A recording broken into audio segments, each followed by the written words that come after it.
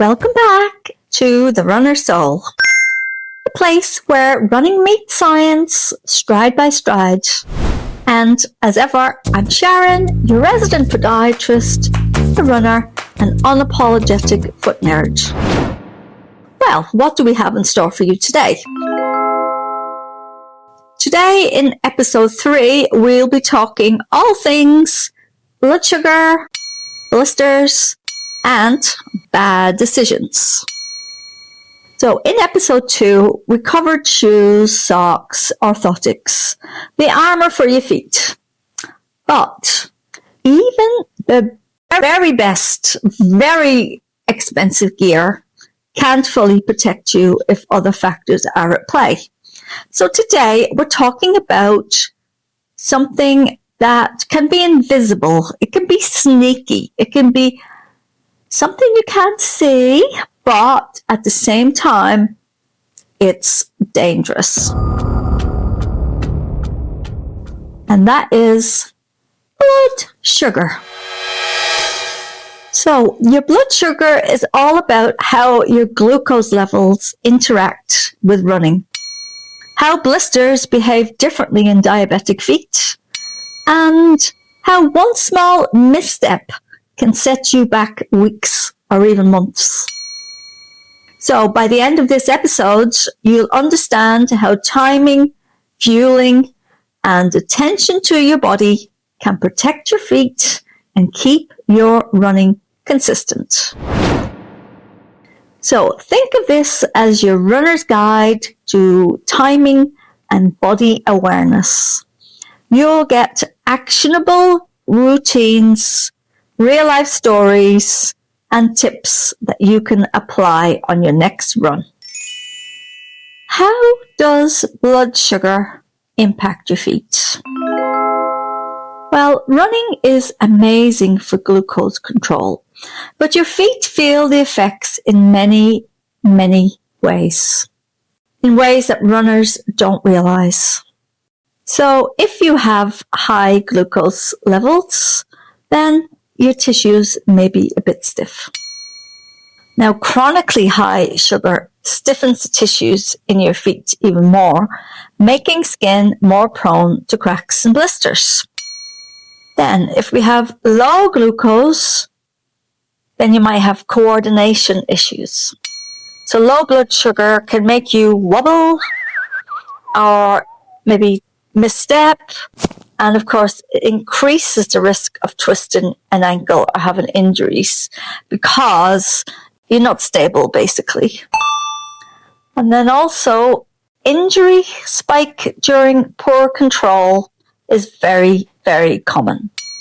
So if you've got weeks of fluctuating sugar, this can mean disaster because if it goes unnoticed, micro trauma building up without warning can set you back and give you problems. So I'll tell you a story about Sam. He was a long-time type 1 diabetic and loved to run at the weekends. It was a great stress relief for him. So one morning, after a poor night of sugar spikes, he went for his usual 5K. Well, mid-run, he felt no pain, but developed a blister from friction. Ouch! Well, by the end of the evening, it became red, swollen, pussy, and infected. The combination of the high glucose and the running, which was causing impact without awareness, created the perfect storm. So track not just your pace or your distance, but please do check your glucose before and after runs, because even small little adjustments in timing or snack intake can prevent injury. And then you'll know whether, it's always a good idea to, take a snack with you just in case you need it. And of course, always have plenty of water. Now we move on to timing. Now, timing your run is just as important as timing your gear check. And I'll tell you why. There are certain things that we have to look out for. So there are times when I don't want you to run.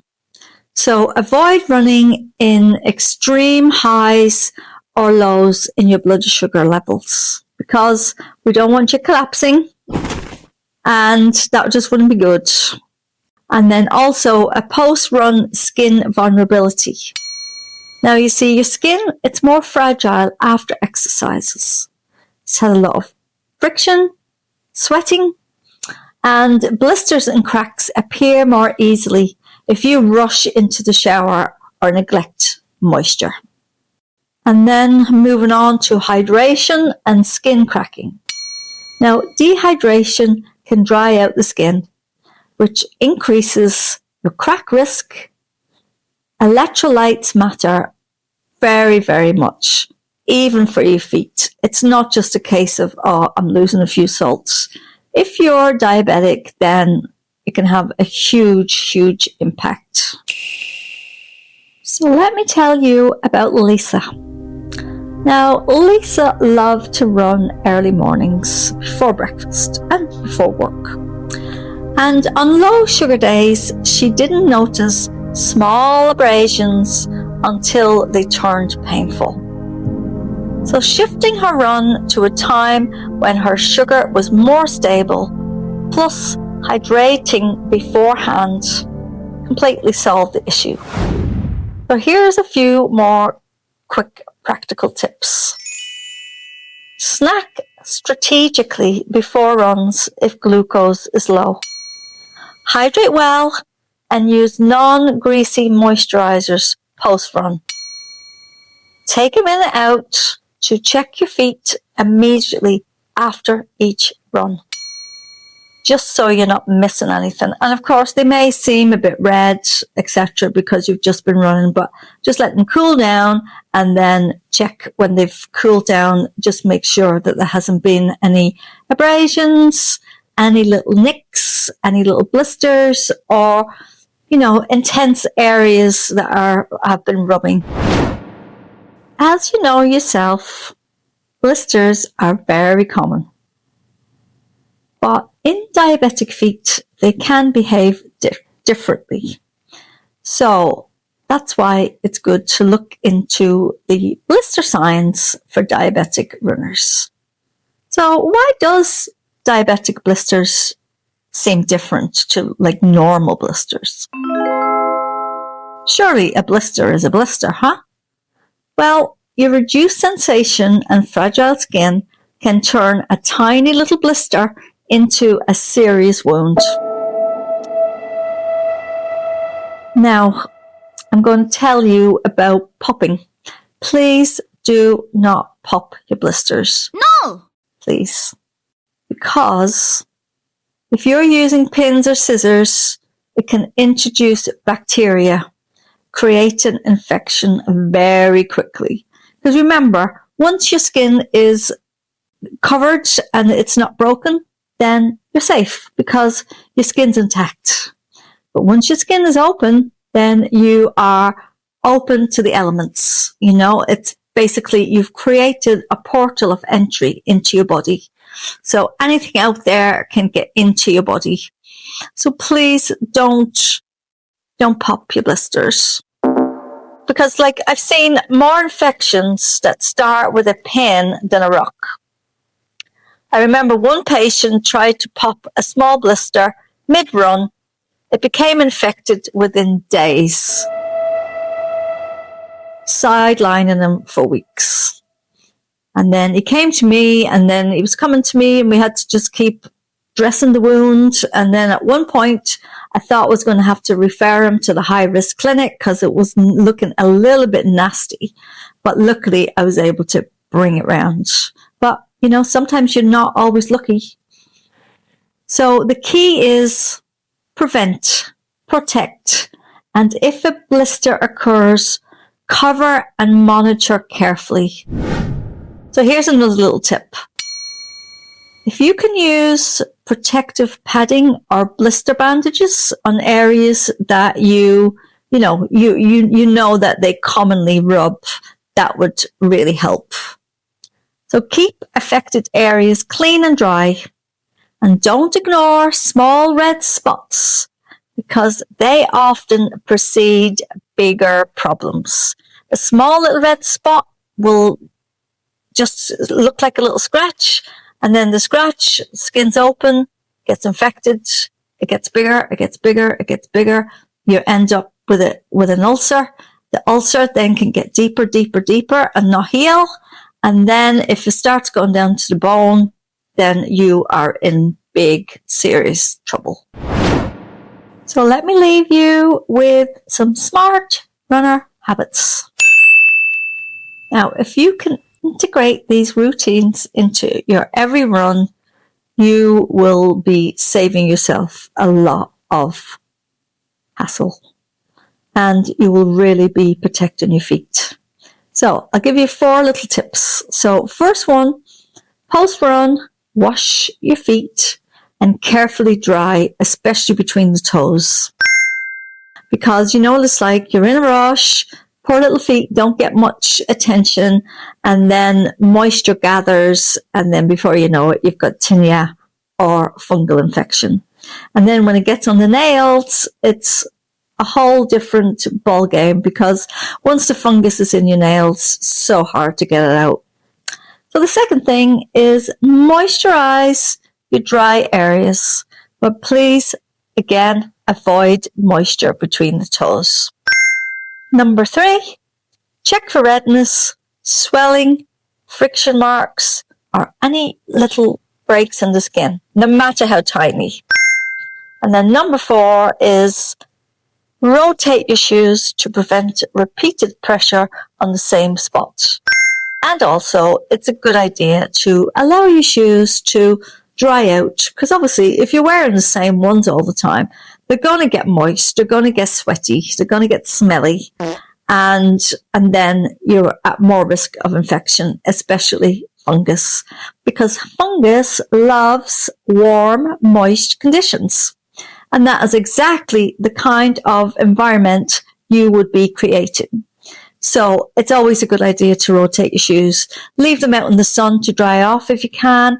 And another great tip is use some bicarbonate soda. Bicarbonate soda is great.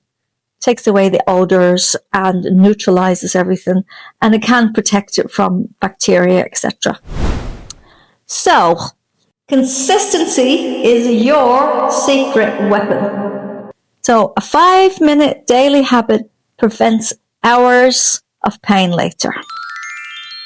So before I leave you for episode 3, I just want to summarize about how important it is to look after your feet, especially if you want to run, you want to stay active, but you've got diabetes.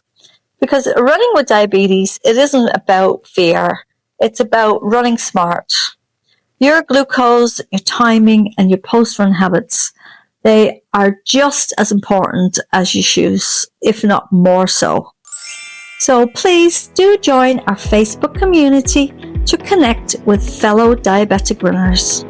Share your stories and get support, and we can feature your story in our next episode.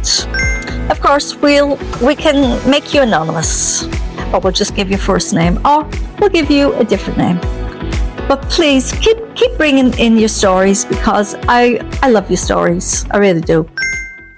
So the link is in the show notes. And if you would like an online consultation with me, we can talk about foot care, your particular problems, how we can customize your running to your situation. We can talk about like gear, the best gear to wear. I can have a look at your shoes for you.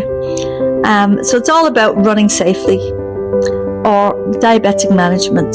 So please do visit our website, because we have lots of information on there, and also in the show notes. So what do we have in store for you for the next episode? Well, next episode, we're going a deeper dive into toenails, calluses, and the stuff no one wants to talk about. Because let's face it, not everybody likes feet. Except me. I love feet. I'm fascinated by feet. So it may sound a little bit gross, but ignoring toenails or calluses can silently derail your running. So I'll show you how to manage them safely, keep your feet strong, and of course, we want to avoid any setbacks that could last months. So don't miss it.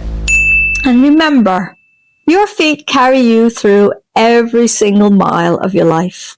So it is your job to protect them, respect them, and run smarter, not just harder.